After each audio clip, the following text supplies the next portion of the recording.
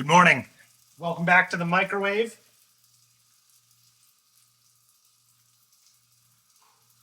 Beautiful, beautiful day out. It's actually come out of the microwave. Right now this says 3.12 degrees outside. That's outside right now. That outdoor temperature gauge thermometer is, it's in the shade. So I typically expect it to be like 2 degrees more. It's probably 5 degrees outside. That's sick. So I think what I want to do is actually go do that longer run that I was talking about wanting to do on Saturday that I didn't do. So I'm trying to get the oats going, and I've cooked up a bunch of apples in cinnamon and butter, which doesn't that just sound so good? I'm gonna put peanut butter in this too. And I'm going to eat this, and then it's going to fuel me like a diesel engine I want to try and hit 14 or 15 kilometers. I think I could do it. I think I'd be all right. Oh my gosh. Okay, let's go. Look at that sun. Look at that sun. I am loving that it is warm enough out just to be rocking the old Spindat scratch cap. Guaranteed to make you faster, but also just softens up the ground a little bit despite it being a little wet. It's just easier on the knees, easier to spend some time on it. Feels good. This climb sucks a little bit.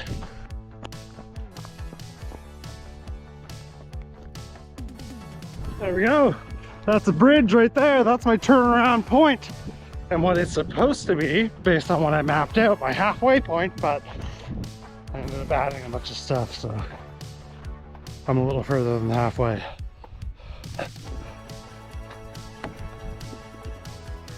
I'm back. 19.16 kilometers at a 5:54 pace. I bet Strava will say it's quicker, actually. Sweet.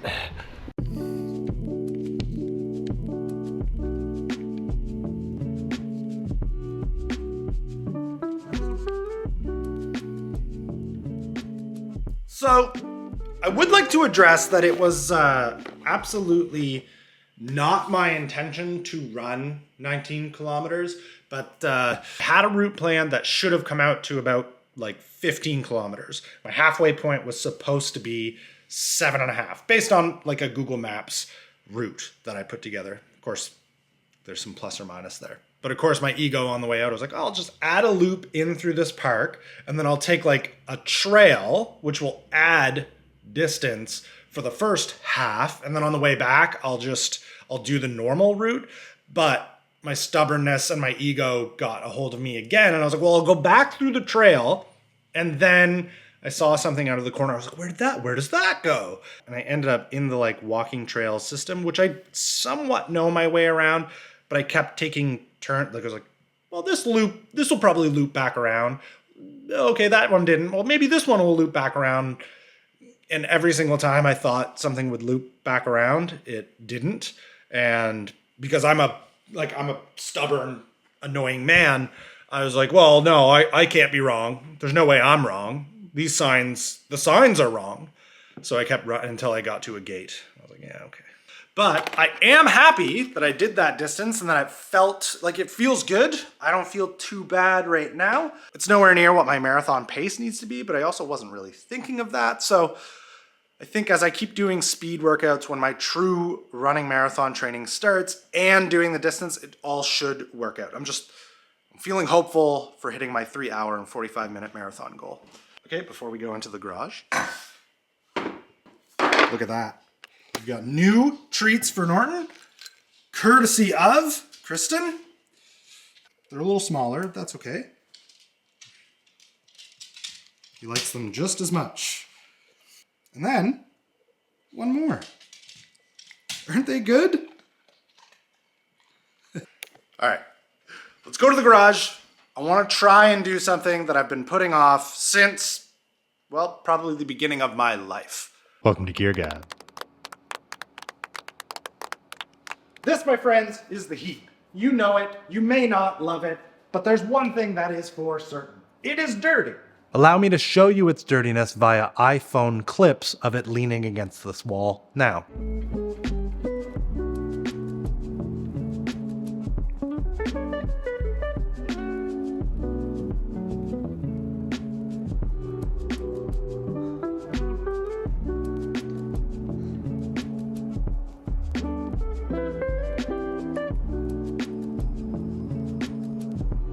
I think we can all agree, yes, this is confirmed dirty.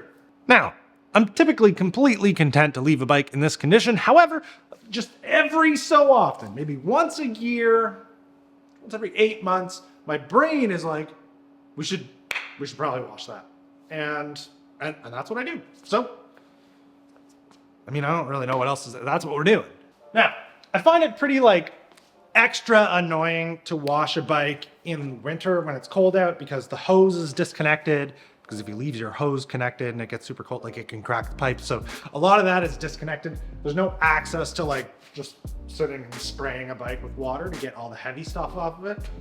So that's, you know, definitely not the only reason why I leave bikes so dirty. Like that's just general laziness, but it's exacerbated in the winter because like you can't just, you get it.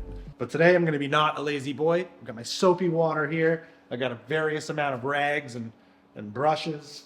And yeah, we're just gonna do it.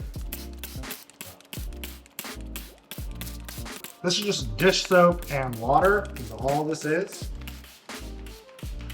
And as the soap and water does a good job of like already lifting the dirt off the bike, I'm like, why don't I do this more? I'm gonna let that do its thing on the frame for a little while and pull the wheels out. Strong brush action on that build up down there. Look at that. Come right off. Get out of there. Get out of there. Reveal all that paint I didn't strip off. I hate getting into stuff like this. Just annoying. So I kind of soaked it down with soap and water, probably like 3 or 4 times just to let it try and get all that clung on dirt lifted off and just kind of taken away without me having to do anything, sort of acting like a hose on its own. And then just sort of like agitate a bunch of the heavier dirt off with that brush. Now I'm just trying to get most of it off, I guess. This is super annoying without a source of water. I'm gonna do this in like, I'm gonna wash these in the laundry sink.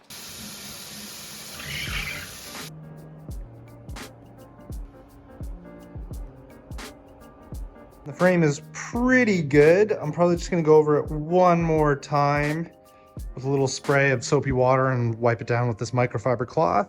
And then I think what I'm gonna do is just take these stickers off because they're pretty much done anyway.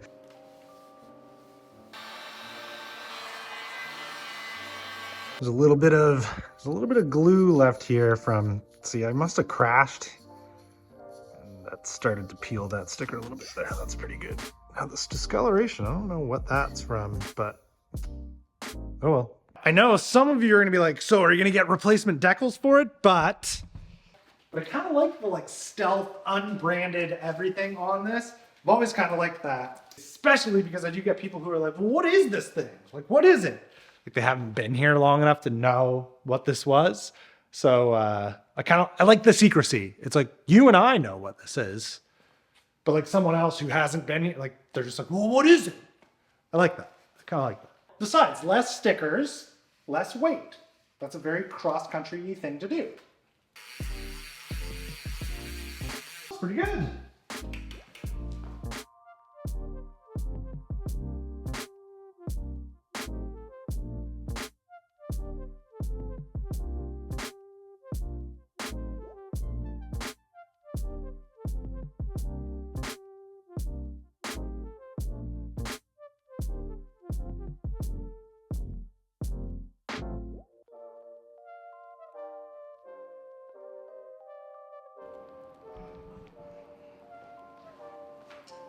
There was not really a moment in this entire Gear Gab segment that I particularly enjoyed doing. I don't love cleaning bikes. I like riding them. But it does look good. which is a shame because I'm just gonna go ride it through mud again, and then it's gonna be just as... Thank you for enjoying this episode of Gear Gab. Subscribe for more. Why would you subscribe for more of this? This was just literally, I needed to video this so that I would do it. So thank you for being here. But see, this is the worst part. This is the part that I hate and want to avoid at all times. Like, I feel like I'm done cleaning a bike, but now...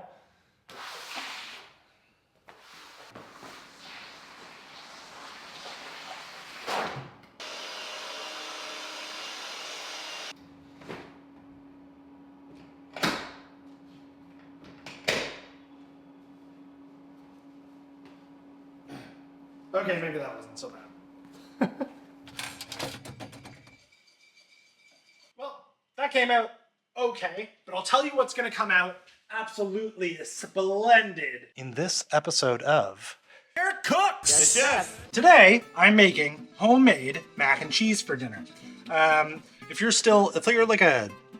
anyone who's anyone and you're still making craft dinner, you gotta give that up. Homemade mac and cheese is just as easy and tastes mucho bueno. This is the cheese sauce, super easy to make, okay? You mix together butter and flour, and then put milk in it, and then when it gets to about this consistency, put cheese in it. That's it. That's all cheese sauce is. Anyone who tells you cheese sauce is more difficult than that doesn't want you to do better in life, okay? Cheese sauce, very easy. These are your noodles. Nothing special. They're from Walmart. And then you just burn your hand to see if it's ready. Yeah, those are ready. Sick. Okay, so I'm notorious for making too much cheese sauce every time, but this step's pretty easy. You pour the cheese sauce in, okay? Do you get that? It's like just a little bit too much cheese sauce, but if you leave it for a second, it'll kind of absorb it and, can you see it? Look at it. Oh my God. You can put hot sauce on mac and cheese, but I have a rule. Every first few bites has to be without, so you can find out how your mac and cheese turned out, and then you can put hot sauce on it. Oh no, totally killer. This camera just died as I was telling you about my mac and cheese. Anyway, we got hot sauce on it now, and it's great. I'm loving it. I guess that was actually not a bad time for it to die. I don't have anything else to say, so I'll see you tomorrow.